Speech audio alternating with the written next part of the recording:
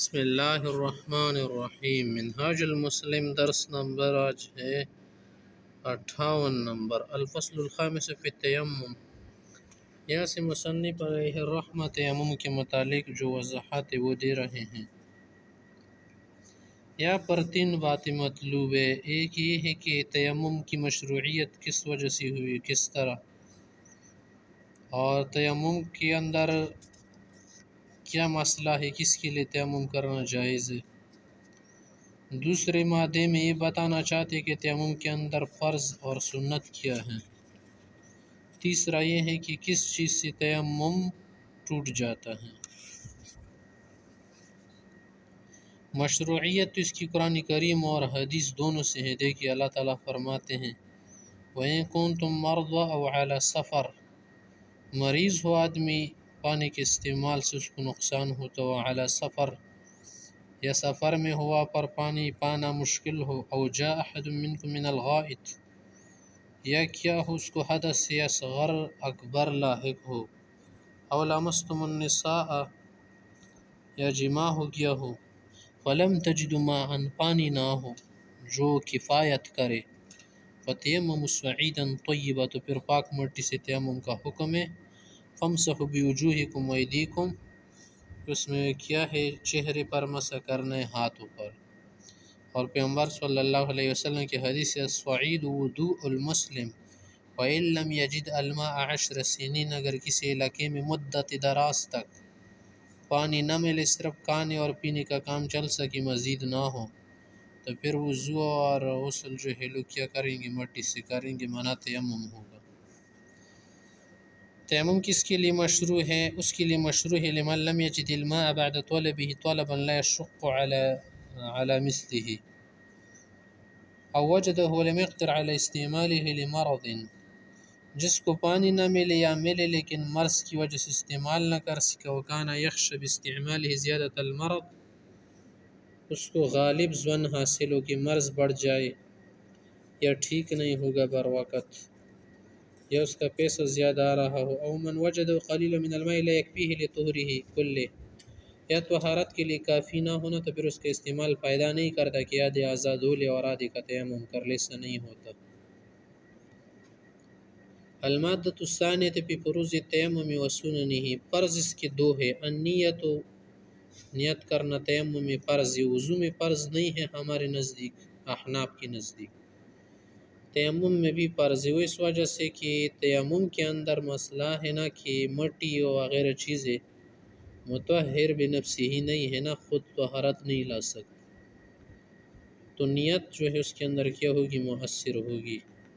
انما الاعمال بالنیات، دیکھیے اس حدیث سے لے رہے ہیں۔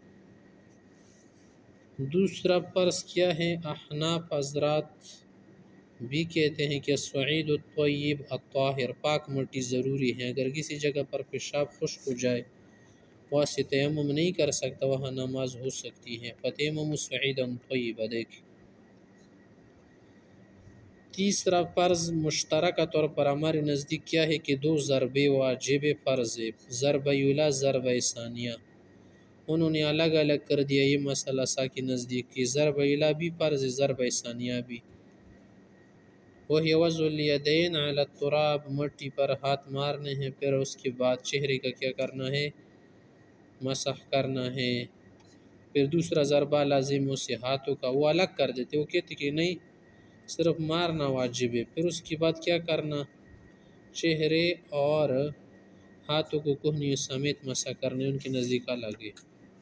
باقی بات ایک بنتی ہے، تیمم کے اندر نیت فرض ہے، نمبر 2 پاک مٹی، نمبر 3 چہرے اور ہاتھوں کے لیے مسح کرنا، ضرب کرنا، زمین پر ہاتھوں کا مار دینا واجب فرض ہے۔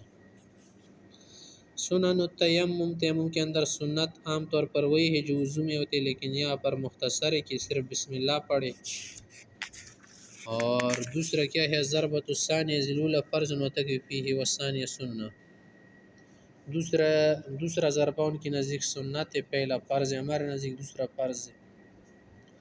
تیسرا کیا، مسح الذراعین مع الکفین، کہ کوہنیوں تک بھی کرے، اگر کسی نے کیا کر دیا صرف ہتھیلی تک اور ہاتھ کے کلائی تک کر لیا ہو جائے گا، لیکن یہ ہمارے نزدیک نہیں ہے۔ المادۃ الثالثۃ فیما ینقض یا ینقض التیمم وما یباح به، کون سی چیزوں سے تیمم کر سکتے آدمی اور کس سے ٹوٹ جاتا ہے؟ دو چیزیں تیمم کو توڑ دیتے ہیں۔ کل ما ینقض الوضوء اذ هو بدل عنہ، وضو کس چیز سے ٹوٹ جاتا ہے؟ خارج من السبیلین سے، اور خون وغیرہ نکالنے سے، نیند سے، غلبہ، اغما، بے ہوشی وغیرہ۔ اسی طرح سے تیمم بھی ٹوٹ جائے گا۔ جیسے وضو ہم کیا کرتے ہیں؟ نیا کرتے ہیں، اسی طرح سے تیمم بھی نیا کرنا پڑے گا۔ نمبر دوسرا کیا ہے کہ جب پانی مل جائے اور استعمال پر قدرت ہو، چاہے نماز میں مل جائے، نماز پڑھ رہا تھا، پانی کسی نے لائے یا نظر پڑی یا کسی سے سن لیا، تو اس وقت کیا کرے گا؟ اس کا تیمم ختم ہو جائے گا، نماز سے رنو پڑے گا۔ لیکن اگر پڑھ لے ایک بار تو پھر بعض حضرات کہتے ہیں لوٹا دے، بعض کہتے ہیں نہیں لوٹا دے، ہو جاتی ہے، لوٹا دے تو بہتر بات ہے۔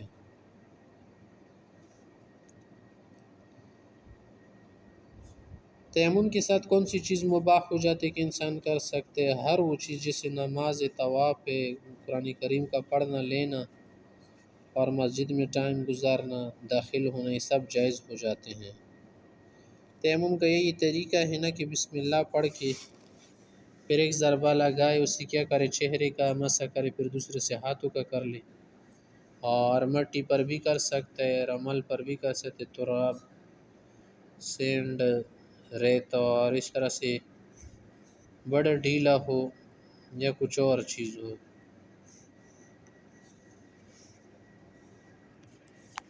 پھر یہاں پر یہ مسئلہ ہے کہ ایک تیمم سے کئی نمازیں آدمی پڑھ سکتا ہے یا نہیں پڑھ سکتا ہے۔ بعض حضرات علماء تو فرماتے ہیں نا، جیسے امام شافعی صاحب ہے، وہ کہتے ہیں کہ تیمم ایک ضرورت کی چیز ہے نا، صرف ایک نماز پڑھنی چاہیے، دوسری کے لیے پھر دوسری کرے گا۔ جبکہ ہمارے احناف حضرات کے نزدیک جب تک تیمم ٹوٹا نہ ہو تو اس سے بہت ساری چیزیں پڑھ سکتے ہیں، نمازیں ہو یا کچھ بھی ہو۔